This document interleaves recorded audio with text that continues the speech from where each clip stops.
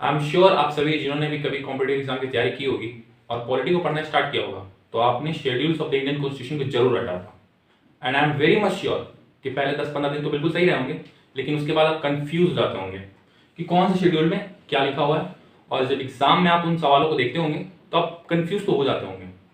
तो अगर ऐसा होता है तो आप बिल्कुल सही वीडियो देख रहे हैं, आप देख रहे हैं एकेडमिक विटामिन।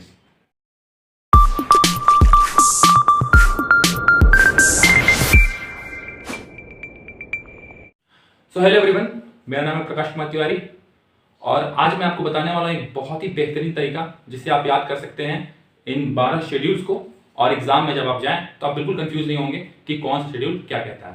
सो तरीका बताने से पहले मैं ब्रीफली आपको बता देता हूं कि ये जो 12 शेड्यूल्स हमारे इंडियन कॉन्स्टिट्यूशन में है वो उन शेड्यूल्स में क्या क्या लिखा हुआ। सो जो पहला शेड्यूल है, फर्स्ट शेड्यूल, वो बताता है स्टेट एंड यूटीज के बारे में, यानी यूनियन टेरिटरीज के बारे में। जो सेकेंड शेड्यूल है वो बताता है सैलरीज एंड इमोल्यूमेंट्स के बारे में। जो थर्ड शेड्यूल है वो बताता है ओथ्स एंड अफर्मेशन के बारे में। जो फोर्थ शेड्यूल है वो बताता है सीट्स इन राज्यसभा के बारे में। जो फिफ्थ शेड्यूल है वो बताता है शेड्यूल्ड एरियाज। जो सिक्स्थ शेड्यूल है वो बताता है ट्राइबल एरियाज अदर देन जो एक्स्ट्रा ट्राइबल एरियाज हैं। और जो सेवेंथ शेड्यूल है वो बताता है फेडरल प्रोविजन को, सेंट्रल और स्टेट के बीच में बटे हुए पावर्स को। और जो 8th शेड्यूल है वो बताता है लैंग्वेज को। 9th शेड्यूल में है लैंड रिफॉर्म्स। 10th शेड्यूल में है एंटी डिफेक्शन यानी दल बदल कानून। 11th शेड्यूल में है पंचायती और 12th शेड्यूल में है municipalities.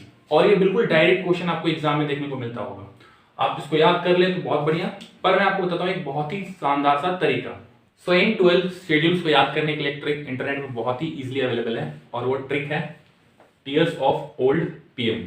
Tears of old PM. तो ये जो सेंटेंस है टीयर्स ऑफ ओल्ड पीएम, उनके जो लेटर्स है वो दिखाते हैं वो शेड्यूल्स के अलग अलग टॉपिक्स को बताते हैं। जैसे मैं दिखाता हूं आपको, जैसे टी दिखाएगा टेरिटरीज, यूनियन टेरिटरीज। ई दिखाएगा इमोल्यूमेंट्स। ए दिखाएगा अफर्मेशन। आर शो कर रहा है राज्यसभा, और एस है वो शो कर रहा है शेड्यूल्ड एरियाज। ओ शो कर रहा है other scheduled areas. F show कर रहा है फेडरल प्रोविजन। ओ शो कर रहा है ऑफिशियल लैंग्वेज। एल शो कर रहा है लैंड रिफॉर्म्स।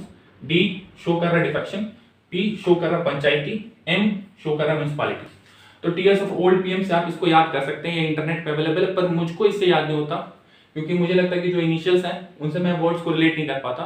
तो मैं आपको बताऊंगा एक तरीका जिससे आप इसको याद कर सकते हैं बहुत आसानी से। तो मैं जनरली शेड्यूल्स को याद किया था मैंने एक स्टोरी के फॉर्म में। और स्टोरी कैसा है, बस आपको इमेजिन करना है कि एक सेंटर में, केंद्र में एक नई पॉलिटिकल पार्टी बनी और वो चाहता था कि वो इलेक्शंस में जीते।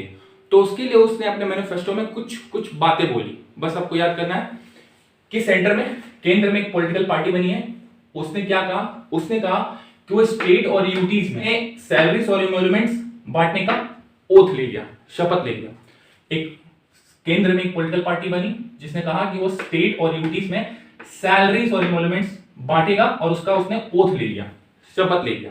जब ये किया तो ऑब्वियसली सैलरीज ही सब लोग चाहते हैं, ऑब्वियसली जॉब चाहते हैं, तो राज्यसभा में उसके सीट्स तो पक्के हो गए। तो सीट्स इन राज्यसभा में उसके सीट्स पक्के हो गए। राज्यसभा केंद्र का एक बॉडी है, पर याद रखिएगा कि राज्यसभा के इलेक्शंस डायरेक्टली नहीं होते। पर ये बस याद करने के लिए आपको बस समझना है कि लोगों ने उसे वोट दिया और राज्यसभा में उसके सीट्स पक्के हो गए। लेकिन शेड्यूल्ड एरियाज में उस पॉलिटिकल पार्टी को मातम मिला। शेड्यूल्ड एरिया में उस पॉलिटिकल पार्टी को मातम मिला, मतलब वहां पे हार मिला। और ये जो मातम है, इससे आप याद रखिएगा कि ये अलग अलग इन स्टेट्स के ट्राइबल एरियाज को ये 6th शेड्यूल बताता है। ये कौन सा है, तो मातम से आप याद रखिएगा मेघालय, असम, त्रिपुरा, मिजोरम। तो उन पर उसे शेड्यूल्ड एरियाज में मातम मिला, और उन शेड्यूल्ड एरियाज में पावर का फाउंडेशन, उस पॉलिटिकल पार्टी का पावर का फाउंडेशन नहीं हो पाया। तो फाउंडेशन से आप याद रखिएगा फेडरल स्ट्रक्चर। क्यों नहीं हो पाया, क्योंकि उन शेड्यूल्ड एरिया का उस पॉलिटिकल पार्टी को लैंग्वेज नहीं पता था, उन शेड्यूल्ड एरिया का लैंग्वेज नहीं पता था। फिर से एक बार बताता हूं, सेंटर में एक पॉलिटिकल पार्टी बना जिसने क्या कहा कि स्टेट और यूटीज में वो सैलरीज एंड इमोल्यूमेंट्स बांटने का उसने शपथ ले लिया। केंद्र में एक पॉलिटिकल पार्टी बना जो स्टेट और यूटीज में सैलरीज एंड इमोल्यूमेंट्स बांटने का शपथ ले लिया। उससे क्या हुआ कि राज्यसभा में उसके सीट्स पक्के हो गए, पर शेड्यूल्ड एरिया में उसे मातम मिला और वहां पे उसका पावर का फाउंडेशन नहीं हो पाया। क्यों नहीं हो पाया, क्योंकि वहां की ऑफिशियल लैंग्वेज उसको नहीं पता, उसको लैंग्वेज नहीं पता वहां का। तो लैंग्वेज नहीं पता, तो इन लैंड्स में जहां पे उसे हार मिला, इन लैंड्स में उसे कुछ रिफॉर्म्स लाने होंगे। उस पॉलिटिकल पार्टी को जीतने के लिए कुछ रिफॉर्म्स लाने होंगे। वो रिफॉर्म्स क्या होंगे, तो उसे दल बदल करवाना होगा। एंटी डिफेक्शन को हिंदी में कहते हैं दल बदल, मतलब किसी दूसरे पार्टी के लोगों को अपने पार्टी में लाना होगा, तो उसे दल बदल करवाना होगा। और किसका दल बदल करवाना होगा? तो उन शेड्यूल्ड एरियाज में जो पंचायती और म्युनिसिपैलिटी के लोग थे उनको अपने पार्टी में लाना होगा, तब वो यहाँ पे जीत जाएगा। तो मैं फिर से बिल्कुल बताता हूँ स्पीड से कि केंद्र में एक पॉलिटिकल पार्टी बना जो स्टेट और यूटीज में सैलरीज एंड एमोलमेंट्स बांटने का ओथ ले लिया। जब ये ले लिया, शपथ ले लिया, तो उसके राज्यसभा में तो सीट्स पक्के हैं, पर शेड्यूल्ड एरियाज में उसे मातम मिला और वहां पे उसका पावर का फाउंडेशन नहीं हो पाया।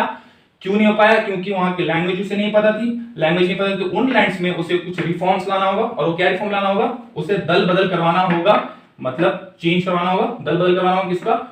वहां पे पहले से जो पंचायती और म्युनिसिपैलिटी के लोग थे उनको अपने पॉलिटिकल पार्टी में लाना होगा।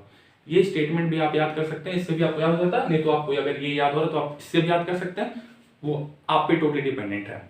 तो आपको अगर ये वीडियो जरा सा भी यूजफुल लगा हो और आपने अभी तक इस चैनल को सब्सक्राइब नहीं किया तो आप इस चैनल को सब्सक्राइब कर सकते हैं। आप अपने भाई बहन दोस्तों के साथ इस वीडियो को शेयर कर सकते हैं अगर आपको लगता हो कि ये किसी भी तरह से उनकी मदद कर सके। आप कमेंट करके मुझे बता सकते हैं कि आपको ये वीडियो कैसा लगा। ट्रस्ट में अगर आपको अच्छा नहीं लगा तब भी मुझे बता सकते हैं और सपोर्ट करें। Thank you.